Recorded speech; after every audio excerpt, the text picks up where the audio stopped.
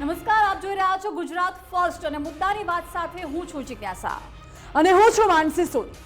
વાત કરીશું આજે એ ભાષા વિવાદની જે ઉત્તર પશ્ચિમથી લઈને દક્ષિણ સુધી વકર્યો અને ત્યારબાદ મહારાષ્ટ્રથી લઈને ગુજરાતમાં પણ હવે વકર્યો છે।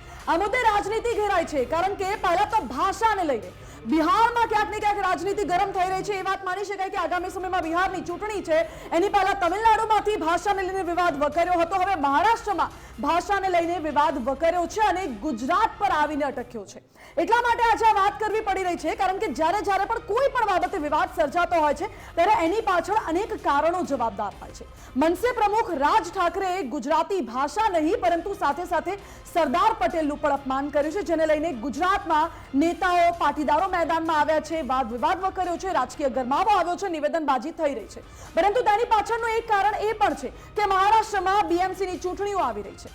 એ વાત માની શકાય કે ચૂંટણી આવી રહી છે પરંતુ ચૂંટણી આવતા જ આ પ્રકારે જે ભાષાને લઈને વિવાદ વકર્યો છે એવું ન થવું જોઈએ કારણ કે કોઈ વ્યક્તિને અગર મરાઠી નથી આવડતું તો શું તમે એને મારશો, શું તમે એને લાઠીએ મારશો? આવી ઘટના થશે એ બહુ જ નિંદનીય ઘટના છે। જે ઘટના ઘટી હતી, જે વેપારીને મારવામાં આવ્યો હતો અને ત્યારબાદ હવે સરદાર પટેલના અપમાન સુધી આ વાત આવી પહોંચી છે અને આ વાત ગુજરાત ક્યારે નહીં સાખી લે એ જ મુદ્દે આજે વાત કરવી છે મુદ્દાની વાતમાં। બિલકુલ, અને મુદ્દાની વાતમાં આજે વાત એટલા માટે કરવી છે કે અખંડ ભારતના શિલ્પી એવા સરદાર વલ્લભભાઈ પટેલ વિશે તમે ગમે તેમ બોલો છો, એમનું અપમાન કરો છો, એ ગુજરાતના લોકો શું દેશના કોઈ પણ લોકો નહીં સાંખી લે। અને વાત જ્યારે હવે મહાપુરુષોની અને મહાનુભાવોના અપમાનની છે ત્યારે એ મામલે હવે જે રાજકારણ શરૂ થયું છે અને જવાબ પણ આપવામાં આવી રહ્યા છે, પ્રતિક્રિયાઓ પણ આપવામાં આવી રહી છે। ગુજરાતના લોકો પણ હવે આ મામલે ભારે રોષ વ્યક્ત કરી રહ્યા છે કારણ કે ભાષાવાદના નામે જે ઝેરી બીજ મહારાષ્ટ્રમાં રોપવામાં આવી રહ્યા છે, ચૂંટણી પહેલા જ જે રાજ ઠાકરે અને ઉદ્ધવ ઠાકરે આખી ભાષાની ચોપાટ ગોઠવી છે। ભલે 20 વર્ષ પછી બંને ઠાકરે બંધુઓ ભેગા થાય છે, એમનો ઉદ્દેશ ગમે તે હોય પરંતુ હવે જે પ્રકારે ગુજરાતીઓને ટાર્ગેટ કરવામાં આવી રહ્યા છે એ કોઈ પણ હિસાબે નહીં ચલાવી લેવામાં આવે કારણ કે ક્યારેક બિહારીઓ તો ક્યારેક ગુજરાતીઓને નિશાન બનાવવામાં આવે છે, ક્યારેક અભિવાદન તો પછી ક્યારેક વેપારના મુદ્દે બાયો ચઢાવવામાં આવી રહી છે। મરાઠી બોલવા અને બેનર લગાવવા માટે દમન પર આ લોકો ઉતરી આવ્યા છે, તે કોઈ પણ હિસાબે નહીં ચલાવી લેવામાં આવે। થપ્પડ મારો પણ વિડીયો ન બનાવો, રાજ ઠાકરેએ આ નિવેદન આપ્યું હતું જ્યારે ઠાકરે બંધુઓ ભેગા થયા હતા કારણ કે 20 વર્ષ પછી જ્યારે બંને ભાઈઓ મળે છે, જે ગુજરાતી વેપારીને મારવામાં આવ્યો હતો એ વિડીયો પણ સામે આવ્યા બાદ દરેક ગુજરાતીમાં ભારે રોષ હતો અને ત્યાર પછી ધમકીના સૂરમાં જે પ્રકારે ઠાકરે બંધુએ કહ્યું કે મારજો પરંતુ વિડીયો ન બનાવતા, આ એમના ધમકી ભર્યા સૂર હતા। એ સુધી પણ ક્યાંક લોકોએ સહન કર્યું પરંતુ વાત હવે મહાપુરુષોના અપમાનની છે, એ કોઈ પણ હિસાબે નહીં સાંખી લેવામાં આવે। સરદાર પટેલને અમે લોહ પુરુષ બનાવ્યા, આવા બેબાક અને જે ન બોલવા જેવા બોલ રાજ ઠાકરે બોલ્યા છે।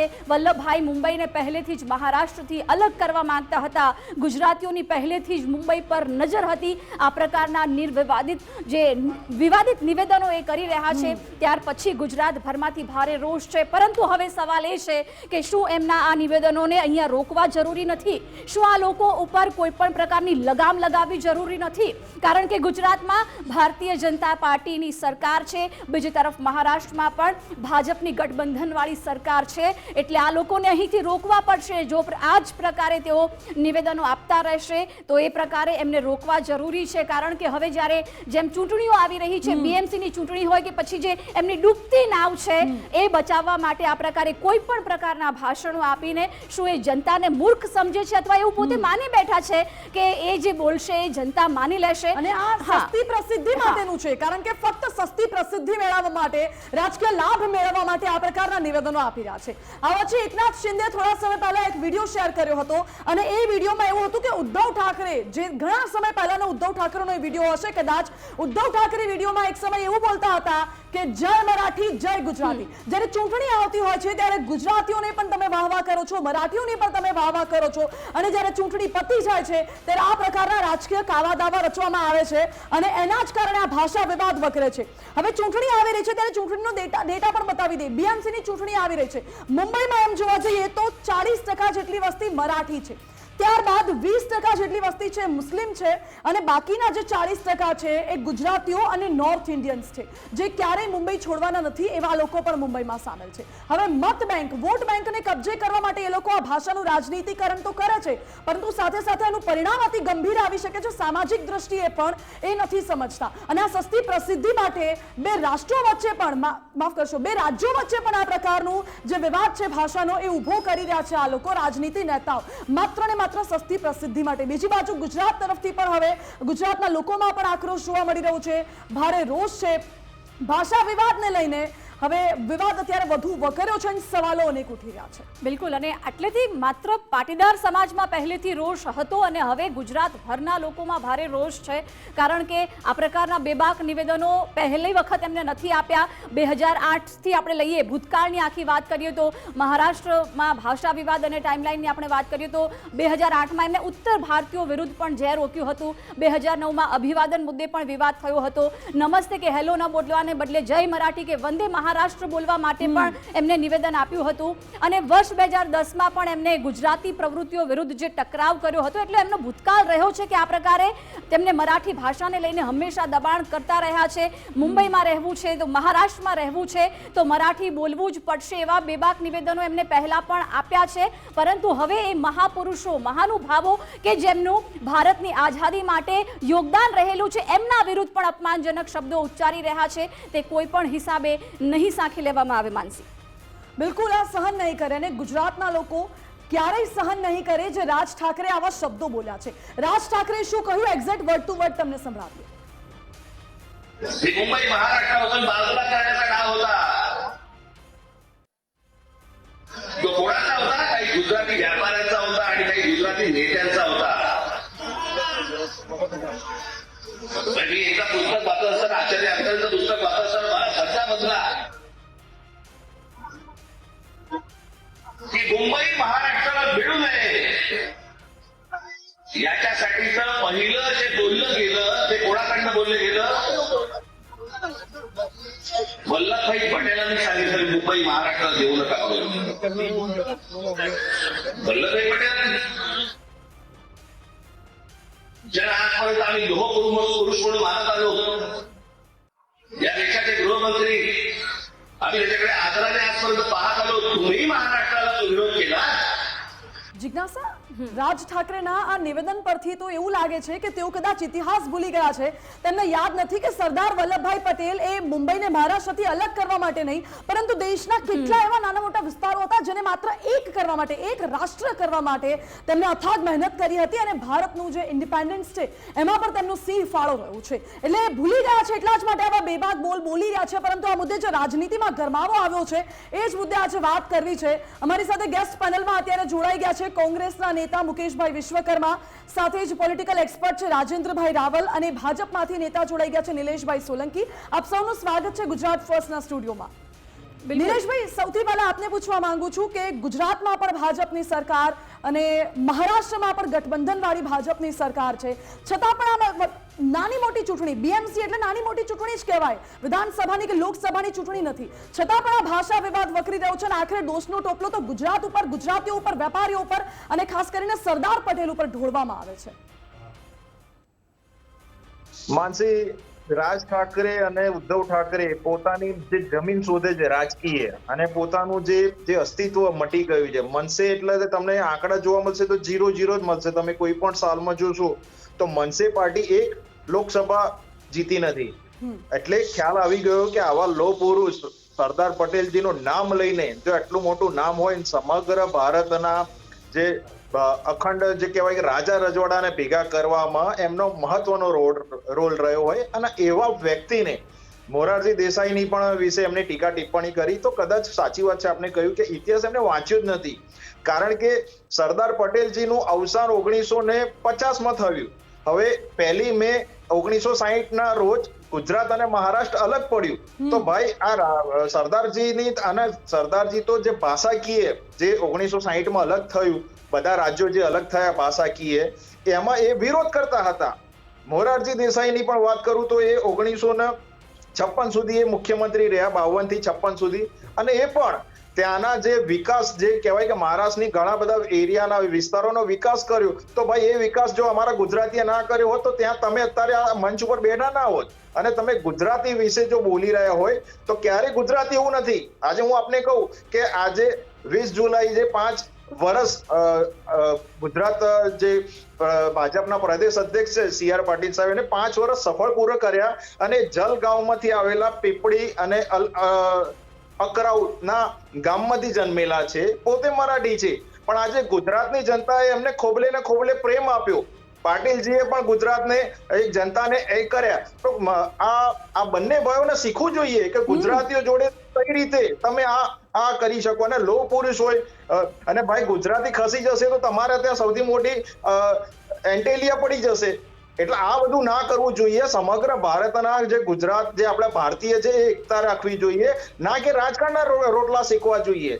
અને જ્યારે આ ગુજરાતીઓને હવે 2 દિવસ પહેલા મેં જોયું કે ઉર્દુ અને મરાઠી, એટલે ભાઈ તમે આ કરવાથી આ ઉદ્ધવ ઠાકરે અને રાજ ઠાકરેજીના ખરેખર સમજવું જોઈએ કે મહારાષ્ટ્રને જે રીતે જે સારું એવું કદ મળ્યું છે, સમગ્ર ભારતમાં એક ઇકોનોમિકલ સિટી હોય તો આ બે ભાઈઓની માનસિકતા નિમ્ન કક્ષાની માનસિકતા હું કહીશ કે આ રીતના એ લોકોની વિચારસરણીથી સમગ્ર ભારતમાં એમની એકદમ કહેવાય કે એમની વિચારસરણી માનસિકતા દેખાઈ આવે છે. કારણ કે આવા સરદાર પટેલ સાહેબ તો ભારતના પહેલા ગૃહમંત્રી હતા અને ભાઈ એ ના હોત તો તમે પણ ના હોત. અને જ્યારે ગુજરાતની વાત આવે, મહારાષ્ટ્રની વાત આવે ત્યારે સમગ્ર આપણે બધા રાજ્ય પહેલા ભેગા હતા.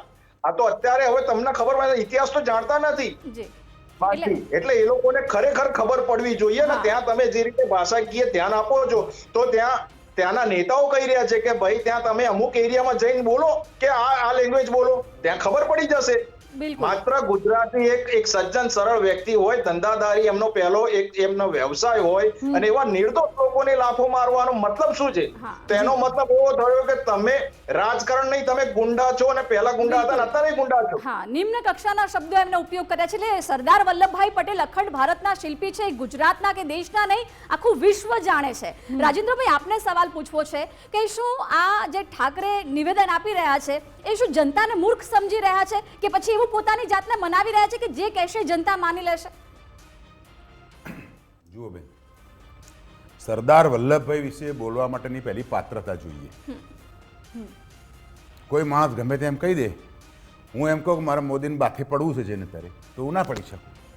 એટલે સરદાર વલ્લભભાઈની જ્યારે વાત એમણે બોલ્યા છે સરદાર વલ્લભભાઈ વિશે, તો પહેલી વાત તો આપણે એ કરીએ કે આજના જે રાજકીય પક્ષો છે એમની ધરી શું.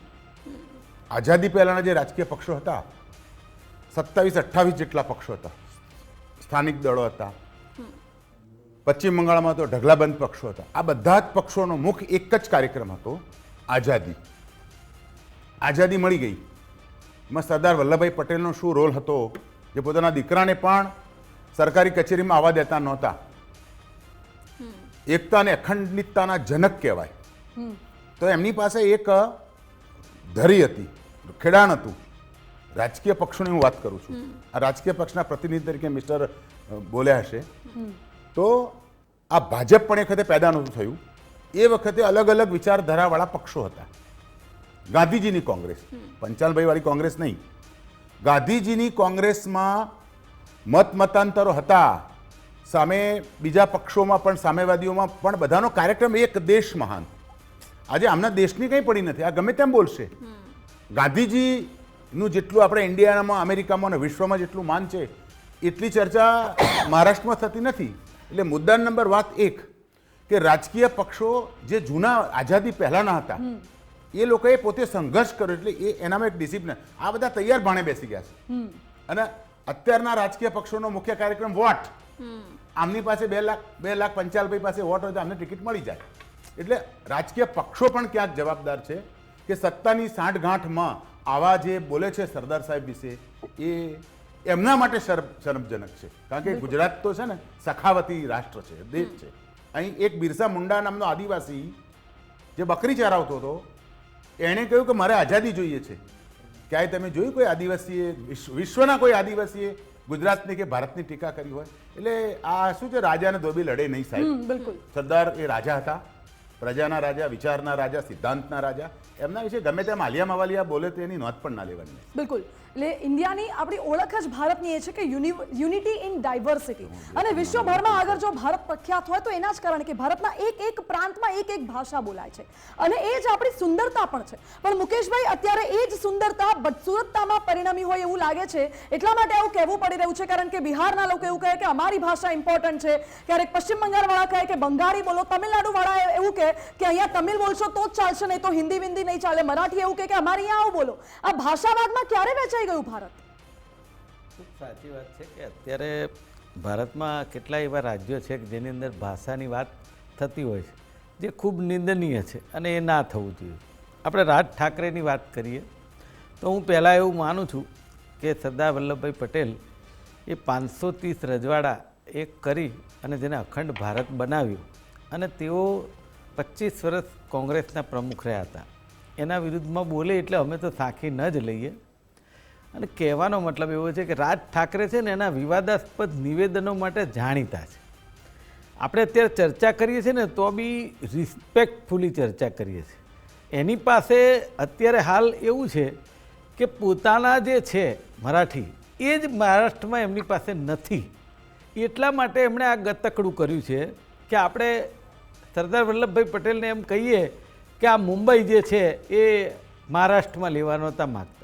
અરે ભાઈ, મેં તો એવું સાંભળ્યું છે કે જ્યારે ગુજરાતમાં જ્યારે આ અલગ પડ્યા રાજ્યો ત્યારે ખરેખર ગુજરાતમાં મુંબઈ અને રાજસ્થાનમાં આબુ બે આપણામાં હતા, પણ છતાંય આપણે ક્યારેય એનો કોઈ ચર્ચા જ નથી કરી કે ભાઈ જે તે વખતે જે નેતાઓએ જે કંઈ કર્યું એ એમની સમજણ મુજબ કર્યું, એનાથી આપણને કોઈ વાંધો હોઈ શકે નહીં. પણ તમારી પાસે જે હાલ છે એના ઉપર તમે રાજકારણ કરો ને. પણ એકચ્યુઅલી રાજ ઠાકરેનું કોઈ લેવલ નથી કે એ માણસ સરદાર વલ્લભભાઈ પટેલ કે ગાંધીજી વિશે કે મોરારજીભાઈ દેસાઈ વિશે ટીકા કરી શકે. અને એમાં પણ આ ગાંધીનું ગુજરાત, એના વિશે તમારે વાત કરવી એ તમને ખરેખર શોભાસ્પદ નથી. અને જે મરાઠીઓને એ એક કરવા મથે છે ને એવા મરાઠીઓ આપણા ગુજરાતમાં એક એક શહેરમાં એક એક ગામમાં પણ વસે છે. અને એમાંય વડોદરા આપણે જોઈએ છે સંસ્કારી નગરીમાં. તો આપણે બધાને એક સમભાવ રાખી અને આપણે મિત્રતાના ભાવે રહીએ છીએ. અને એ લોકોના જે પ્રસંગો હોય છે ને એમાં પણ આપણા ગુજરાતી હરખભેર જાય છે, એને વધાવે છે, એ લોકો પણ આવે છે. પણ આ એક ત્યાંના જે મુંબઈમાં અને મહારાષ્ટ્રમાં જનાધાર ગુમાવી ચૂકેલા માણસો એ પોતે જાણે પોતાની વોટ બેંક ક્યાંકથી ઊભી થઈ જાય તો આ વખતે આ મ્યુનિસિપલ બીએમસીની ચૂંટણી છે એમાં કંઈક એ કાઠું કાઢી શકે. એટલે એ એમનો મુદ્દા લેખ છે. પણ હું એવું એક વાત ચોક્કસ માનું છું કે બંને જગ્યાએ ગુજરાત અને મહારાષ્ટ્ર ડબલ એન્જિનની સરકાર છે. આજે આ રાજ ઠાકરે મહારાષ્ટ્રમાં ત્યાં બોલ્યા તો હું માનું છું કે ભારતીય જનતા પાર્ટી ચૂપ કેમ છે. હું કહું છું એના ઉપર એક્શન કેમ ન લેવાય? સરકારે એક્શન લેવા જ જોઈએ.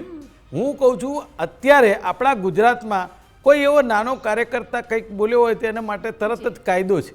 તો પછી કાયદો આખા દેશમાં એક જ હોવો જોઈએ. અને એમાં નિલેશભાઈ, ગુજરાતમાં ભારતીય જનતા પાર્ટીની સરકાર, ત્યાં પણ એનડીએની ગઠબંધન વાળી સરકાર, ખાલી સ્ટેટમેન્ટ આપી દેવાથી કે સહન નહીં કરી લેવાય એવું કેમ? લગામ કેમ નહીં? કેમ કે પહેલા તો ગુજરાતીઓને ખુલ્લા સ્વરમાં ધમકી આપી દેવામાં આવે છે, હવે સરદાર વલ્લભભાઈ પટેલ વિશે જેમ તેમ બોલી દેવામાં આવે છે. લગામ ક્યારે લગાવશો? નહીં, ત્યાંના જે સરકારના મંત્રીશ્રીઓએ તો આની ટીકા કરી છે અને કડક એક્શનના આદેશ પણ આપ્યા છે. પણ તમને કોંગ્રેસના પ્રવક્તા કદાચ એમ કહે કે ભાઈ એનડીએ ઇન્ડિયા ગઠબંધનમાંથી અત્યારે ઉદ્ધવ શિવસેનાને કાઢી મૂકો. ભાઈ કેમ નથી કાઢી મૂકતા? તમારા દૂધમાં ને દહીંમાં બંનેમાં પગ મૂકવા છે. અને જ્યારે વિકાસની વાત આવે, રાજકીય વાત આવે તો શ્રી નરેન્દ્રભાઈ તો ગુજરાતી છે, એમને તો બધા ખબર છે. અમિત શાહજી ગુજરાતી છે. તો જ્યારે ગુજરાતનો મહારાષ્ટ્રનો 2000 પછીનો જે વિકાસ કર્યો તો એ ઉદ્ધવજીના એરિયામાં પણ થયો હશે, એ મનસે રાજ ઠાકરેના એરિયામાં થયો હશે. તો કેમ એ વિકાસ કરવા દીધો? તો આ બંને વ્યક્તિઓને આપના માધ્યમથી કહેવા માંગુ છું કે જ્યારે ગુજરાતી, આજે તમે જુઓ કે ત્યાં સૌથી મોટી ફિલ્મ ઇન્ડસ્ટ્રીઝ છે તો ત્યાં ભરત શાહથી માંડીને કેવા સાઉથ ઇન્ડસ્ટ્રીઝ જુઓ તમે તો મનીષ શાહ, આવા વ્યક્તિઓ, અંબાણી પરિવાર પોતે ત્યાં વસે છે. તો જ્યારે ગુજરાતીઓ ત્યાં શાંતિથી ધંધો કરતા હોય, પોતાની ઓળખ બનાવતા હોય ને ત્યાં કર્મભૂમિ માનતા હોય, તો આવા વ્યક્તિઓને આવા રાજકીય વાતોથી અને આવા રાજકીય એમને જગ્યા શોધવાથી બચવું જોઈએ.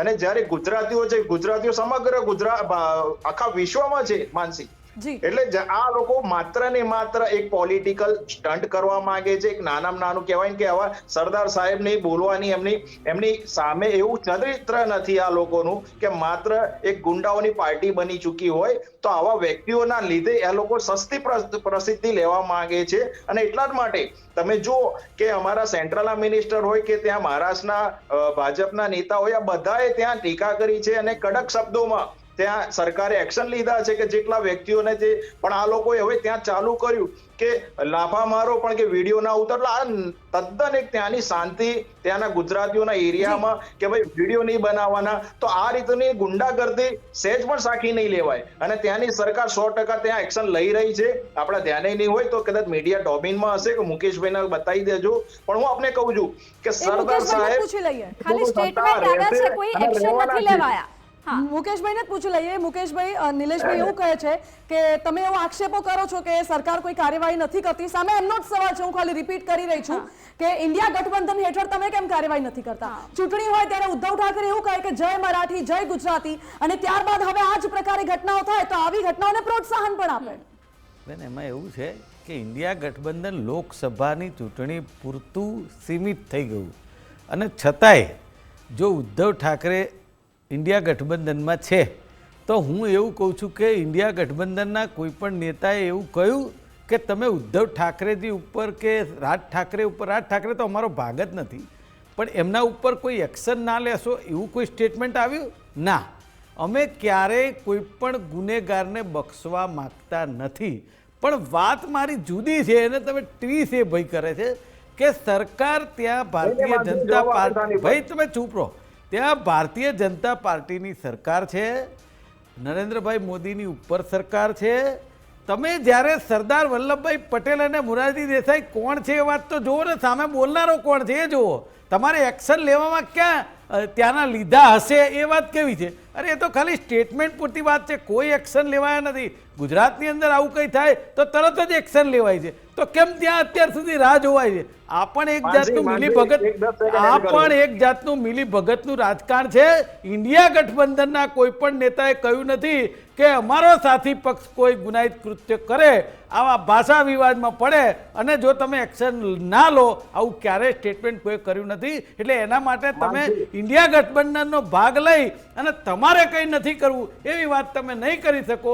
વહેલામાં વહેલું એક્શન લો, એટલા માટે કે રાજ ઠાકરે આજે વાત નથી કરી, આ તો સરદાર વલ્લભભાઈ પટેલ અને મોરારજીભાઈ દેસાઈ માટે વાત કરી, પણ એમણે પહેલાં પણ ભાષા વિવાદ માટે આ લગભગ 10 દિવસ પહેલાં પણ આ ચાલ્યું હતું. તો તમે ત્યાંથી ઊંઘો છો કેવી રીતે? આપણા ગુજરાતની અંદર તો ભારતીય જનતા પાર્ટીના પ્રમુખ પાટીલ સાહેબ છે, આજે એમને પણ વિચારવું જોઈએ. ઉદ્ધવ ઠાકરેનો કોઈ રોલ નથી? મને એટલું કોણ, ઉદ્ધવ ઠાકરેને તમે એવું માનો છો કે એમનો કોઈ રોલ જ નથી આમાં? રાજ ઠાકરે બોલ્યા છે, હું કહું છું ઉદ્ધવ સમર્થન આપ્યું ને. હું એ જ બોલવા જતો હતો કે એમણે સમર્થન આપ્યું છે. આપણે માની લઈએ, હું તો મેં હમણાં વાંચ્યું તમારા જે પેપર ઉપર એવું પણ લખ્યું છે કે જો ભાષા માટે અમને ગુંડા કહેતા હોય તો અમે ગુંડા છીએ, આવી વાત કરી. એટલે હું માનું છું કે ઇન્ડિયા ગઠબંધનનો ભાગ જો કોઈ સહયોગી પક્ષ હોય તો એ આવી ભાષા વાપરી ના શકે. અને હું ઇન્ડિયા ગઠબંધનના એક કાર્યકર્તા તરીકે કહેવા માંગુ છું કે અમે વખોડી કાઢીએ છીએ, એ નિંદનીય છે. જી નિલેશભાઈ, કોંગ્રેસના કોઈ સેન્ટ્રલ મિનિસ્ટર કે ત્યાંના વિપક્ષના નેતાનું એક સ્ટેટમેન્ટ આપણે બતાવીએ, બીજું કે માત્ર ગાંધી પરિવાર વિશે બોલો ત્યારે તમે રણમાં આવો. જ્યારે સરદાર સાહેબનો તો તમે પહેલાથી એક પણ આજે સેન્ટ્રલ દિલ્હીના કે ભાજપના એક પણ કેવડિયા કોલોની જાય છે સરદાર સાહેબને શ્રદ્ધાંજલિ આપવા, તો કઈ રીતે બોલી શકો? તમે ના બોલી શકો, કારણ કે તમને તમારી પાર્ટીમાં પ્રોટોકોલ નડે. હમણાં ગાંધી પરિવાર વિશે કે બોલ્યા હોય. ભાષા વિવાદની કરવી છે, મેઇન ટોપિક ભાષા વિવાદ છે. રાજેન્દ્રભાઈ, ભાષા વિવાદની વાત અહીં વકરી રહી છે. હવે જ્યારે ભાષાની વાત આવે છે, એમ તો વાત કરવામાં આવે છે કે આખું ભારત એક છે, બધા એક જ છે, અને ત્યારબાદ ભાષાને લઈને ખાલી ને ખાલી સરદાર પટેલનું નામ કેમ લીધું બનશે? કારણ કે આ તરફ રાજ ઠાકરે સરદાર પટેલ પટેલનું નામ કેમ લીધું? કારણ ગાંધીનું ગુજરાત પણ છે, તો માત્ર સરદાર પટેલ અને ત્યારબાદ ગુજરાત તરફથી પણ જે નેતાઓ આગળ આવ્યા છે બધા પણ પાટીદારો છે. તો શું હવે મહારાષ્ટ્રમાં પણ પાટીદારોનો ઉપયોગ કરવા માંગે છે રાજકારણમાં એ લોકો?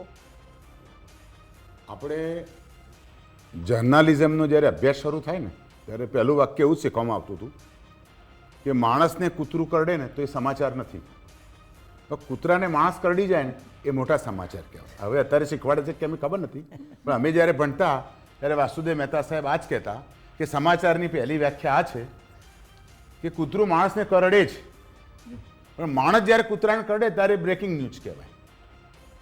પહેલી આલમારા ફિલ્મ જે બની ને ત્યારે આ દાદા સાહેબ ફાળકે પાસે પૈસા નહોતા, તો નાનુભાઈ ભટ્ટ નામના એક ગુજરાતી એમને પૈસા આપ્યા અને પહેલી ભારતીય ફિલ્મ ગુજરાતીના પૈસેથી બની.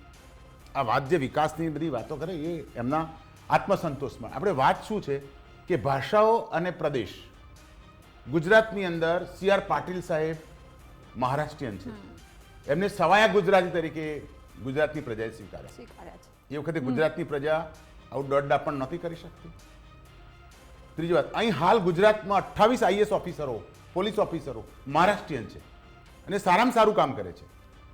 એટલે બંધારણે જે આપણને જોગવાઈ આપી છે, ભારતનું બંધારણ, આપણે બંધારણની વાત કરીએ તો બંધારણના અધિનિયમોમાં ભાષા, બોલીઓ 72 બોલી છે આપણી અને 19 જેટલી ભાષાઓ છે. આ ભાષા દરેક પોતાને અનુકૂળ આવે તે બોલી શકે. એમાં હિન્દી ભાષા મરજિયાત છે, બાકી બધી આપણને જે જ્યાં અનુકૂળ આવે એ પ્રમાણે આપણે ભાષા બોલી શકીએ. હવે પ્રાદેશિકતાની જે વાત છે, ત્યારે કોરોના જ્યારે આવ્યો ને ત્યારે આખા ઇન્ડિયાના લગભગ પ્રાંતોમાં ગુજરાત મોખરે હતું. એ પછી રિલાયન્સ હોય કે સ્વામિનારાયણ સંપ્રદાય હોય કે પાટીદારના સંઘો હોય, XYZ તમામ ગુજરાતીઓ ભારત મારો દેશ છે એમ કરીને કામે લાગ્યા. હવે આ મહારાષ્ટ્રની વાત કરીએ તો આજે મેં તમને શરૂઆતમાં બી કહ્યું કે કોણ માણસ પરિપક્વતાથી બોલી શકે, જેના બેઝની અંદર રાષ્ટ્રવાદ હોય બોલી શકે. અત્યારે તો મેં પહેલાં બી કહ્યું કે આજની તમામ પાર્ટીઓનો એક જ ગોલ છે, કેવી રીતે જીતવું. અને જીતવા માટે ગમે તે પ્રકારના સોદાબાજી કરવી, ગમે તે પ્રકારની સાંઠગાંઠો કરવી. જે રાષ્ટ્રવાદ હતો રાજકીય પક્ષોમાંથી રાષ્ટ્રવાદનું બાષ્પાયન થઈ ગયું છે. જીતવું કેવી રીતે? જો તમારી વગ હોય ને કે ભાઈ આ ગુજરાત ફર્સ્ટની બે એન્કરો પાસે 20 લાખ વોટ છે તો તમે સીધા રાજ્યસભામાં જઈ શકો, અને જો તમે નથી તો તમારે અહીં જ પડી રહેવું પડે અથવા તો અહીં જ રહેવું પડે. એટલે રાજકીય પક્ષોની જે પીઠિકા છે એની પાસે કોઈ વિઝન નથી સાહેબ. ગમે તે તમે જુઓ, કોંગ્રેસ હોય કે ભાજપ હોય કે આપ હોય કે બીજા જેટલા પૂંછડિયા તારા નવા આવવાના હોય, એમની પૂછો કે તમારું આ રાષ્ટ્રની આઝાદીમાં તમારું યોગદાન શું? તો સરદાર વલ્લભભાઈ પટેલનું યોગદાન આપણે છાતી ઠોકીને કહી શકીએ, બાબા સાહેબ આમટેનું કહી શકીએ, મહાત્મા ગાંધીજીનું કહી શકીએ, જવાહરલાલ નહેરુનું કહી શકીએ. જવાહરલાલ નહેરુ વિશે નથી બોલાતું ગમે તેમ? એટલે આ આપણી છીછરી રાજનીતિ જે કરી, જે છીછરી રાજનીતિ છે એનું આ બધા પ્રતિબિંબ છે. પરિપક્વ નેતાઓ આપણે ત્યાં જીવરાજ મહેતા સાહેબ, હું તમને એક સરસ દાખલો આપું. જીવરાજ મહેતા સાહેબ ગુજરાતના મુખ્યમંત્રી રહ્યા. આખા ભારત દેશમાંથી એમના નામે કોઈ રિક્ષા બી હોય તો મને બતાવો, એક પ્લોટ હોય તો મને બતાવો. પછી હિતેન્દ્રભાઈ દેસાઈ આવ્યા. જો આ રાષ્ટ્રવાદ છે, વિકાસ, આનો નામ વિકાસ કહેવાય. એમણે કહ્યું હતું કે હું મૃત્યુ પામું એટલે મારી બધી સંપત્તિ સરકારને આપી દેજો. અહીંયા શાહીબાગ ડફનાળા પર બંગલો સરકારે. ઘનશ્યામભાઈ ઓઝા, વડનગરના નાગર બ્રાહ્મણ, ક્યાંય છે ઘનશ્યામભાઈનું નામ? આ રાષ્ટ્રવાદીઓ હતા. એ ગમે તેમ કોઈના વિશે બોલે નહીં. અટલ બિહારી વાજપેયી શું કહેલું કે વિરોધ પક્ષનો જે વ્યક્તિ છે એ પણ મારી દેશની વિચારધારાનો એક આધાર છે. એટલે વાજપેયીના ગયા પછી, અટલ બિહારી વાજપેયી સાહેબના મૃત્યુ પછી હું વ્યક્તિગત રીતે એવું કહું છું કે રાજકીય પક્ષો પાસે નથી કોઈ લોકશાહી, નથી કોઈ વિચારધારા. ઠીક છે, આ ભાઈ બોલ્યા બિચારા, મેં તમને પહેલા બી કહ્યું કે માણસ અને પેલો શ્વાન એ બંનેની જે સમાચાર ઘટના છે એ આપણે ધ્યાનમાં રાખવી જોઈએ. કોઈ પણ પાર્ટીનું ગઠન થતું હોય છે ત્યારે એક વિચારધારા સાથે હોય, દરેક નેતાના મનમાં વિચારધારા હોય કે આ વિચારધારા સાથે આગળ વધવું છે, દેશને અહીંયા લઈ જવો છે. સરવાળે આ શરૂઆત વાજિબ નથી. બિલકુલ. અને એક વિચારધારા સાથે કોઈ પણ પક્ષ આગળ વધતું હોય છે, પરંતુ અત્યારે જોવા જઈએ તો એ પક્ષ વિપક્ષ કરતા ભાષાનો વિવાદ વકર્યો છે. અને દુઃખની વાત એટલા માટે આજે કહેવી પડે છે ભાષાના વિવાદને લઈને, કારણ કે જે આપણી સુંદરતા હતી આપણા દેશની, કે તમામ લોકો તમામ પ્રાંતમાં અલગ અલગ ભાષા છે, એ કલ્ચર જોવા માટે નિહાળવા માટે લોકો આવે છે, અને એ જ ભાષાને લઈને અત્યારે વિવાદ વકર્યો છે. જો કે આ મુદ્દો એટલો લાંબો છે કે આમાં ગમે એટલું બોલીએ શબ્દો ખૂટી પડે, પરંતુ હાલ સમયનો અભાવ છે એટલા માટે અત્યારે હવે રજા લઈશું. મુકેશભાઈ, રાજેન્દ્રભાઈ, નિલેશભાઈ, આપ સૌનો ખૂબ ખૂબ આભાર અમારી સાથે જોડાવા માટે. ગુજરાતની રાજનીતિમાં ગરમાવો એટલા માટે આવ્યો છે કારણ કે પાટીદારો મેદાનમાં આવ્યા છે. મંત્રી ઋષિકેશ પટેલે આ બાબતે કહ્યું કે સરદાર પટેલનું અપમાન બિલકુલ સાખી નહીં લેવાય. બીજી બાજુ વરુણ પટેલે પણ એવું કહ્યું કે સસ્તી પ્રસિદ્ધિ માટે રાજ ઠાકરે આવું નિવેદન આપ્યું છે. મનોજ પનારા આજે મોરબીમાં કેટલાક યુવકો સાથે આવેદનપત્ર આપવા માટે ગયા હતા અને એવી માંગ કરી કે હવેથી રાજ ઠાકરેને ગુજરાતમાં પ્રવેશ બંધી આપવામાં આવે, એમને ક્યારેય ગુજરાતમાં પ્રવેશ ન મળવો જોઈએ. એટલે આ બાબતે ગુજરાતની અંદરો અંદર પણ ક્યાંક ને ક્યાંક મહારાષ્ટ્રમાં આ ભાષા વિવાદનું જે પરિણામ છે જોવા મળી રહ્યું છે. જિજ્ઞાસા, બિલકુલ, એટલે જોવાનું એ રહેશે કે આવા પ્રકારના સ્ટેટમેન્ટો અપાય છે, પરંતુ એને સાખી ક્યાં સુધી લેવામાં આવે છે. માત્ર ને માત્ર આવું નહીં ચલાવી લેવાય એવા નિવેદનો કરવા કરતાં આની ઉપર રોક લાગે, કોઈ ચોક્કસ કાર્યવાહી થાય એ પણ જરૂરી છે. મુદ્દાની વાતમાં અત્યારે બસ આટલું જ. રજા આપશો. નમસ્કાર. નમસ્કાર.